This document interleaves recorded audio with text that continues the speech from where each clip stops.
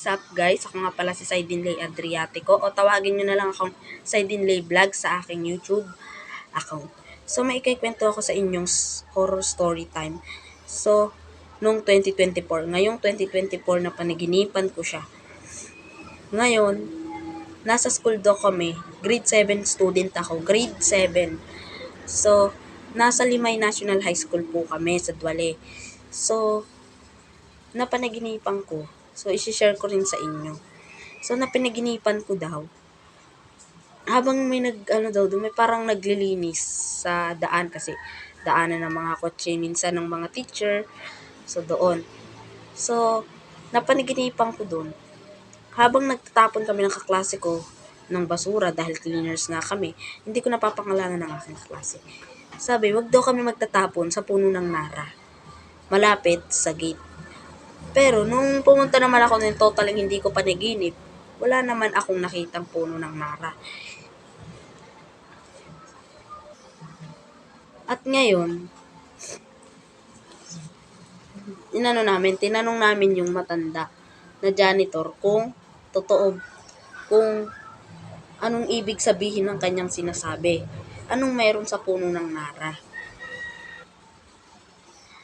Makalipas, pagkatapos namin magtapon ng kaklase ko, ay nakita namin siya doon nagwawalis.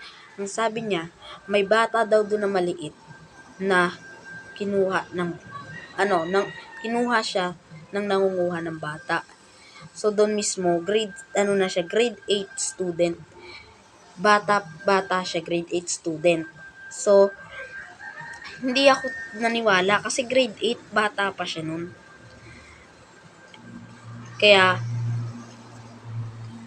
pinag-isipan namin ng kaklase ko kung totoo. Sabi ng kaklase ko, wag na daw tayong maniwala. Kasi baka pa daw yun. Baka panahon pa ng mga Kastila kasi maraming namatay. Nung umalis kami, tapos sabi ko, paano panahon ng Kastila? Siguro naman yung panahon ng Kastila ay wala pa diyan yung school ng Duale. Baka nga pati nanay ko, tatay ko ay hindi pa buhay. Sabi niya, bahala na daw ako. So bumalik ako sa janitor. Tinanong ko siya kung anong meron talaga sa puno ng nara. So makalipas, kinuwento niya nga sa akin, may isang bata daw doon na nakatayo tuwing Friday and Saturday. So, buti wala kaming pasok ng Friday and Saturday. So, iniisip ko, bumalik ako sa kaklase ko. Tinanong ko siya. Sabi ko, friend, daw siya, grade 8 student daw siya. So, sabi niya, oo nga, di ba kiniwento na yun? Baka panahon nga lang ng Kastila. Hayaan mo na yun. Friend, ganun talaga. Kasi matanda naman na. Sabi natin. But sabi ko naman, saan ka maniniwala? Sa matanda o sa bata? Ang sabi niya naman, sa bata. Sabi ko, paano mo masasabing bata? Ang matanda kasi, minsan, guni-guni na lang. Ang bata, totally talagang nakikita. Ako naman, ang sagot ko ay matanda. Kasi, ang bata, wala pa. So, ang matanda, simula bata hanggang pantanda, buhay na siya. Kaya alam na niya ang punot dulo ng history. Makalipas, may nakita kami na bata na katulad din ng damit namin. Babae siya and lalaki. So, pareho ang damit ng babae at saka damit ng lalaki. Ang kaso lang sa kanila, may parang mga dugo. So, naisip ko na hinold up o kinarnap. So, ibig sabihin, pinatay yung dalawang bata. Tapos, binalikan ko ulit yung matanda kasi tuwing Monday, Tuesday, Friday, and Saturday, nandun siya. So, nung nag-flag ceremony kami, ito ay panaginip lamang po. Inuulit ko lang po upang baka kasi maguluhan kayo. So,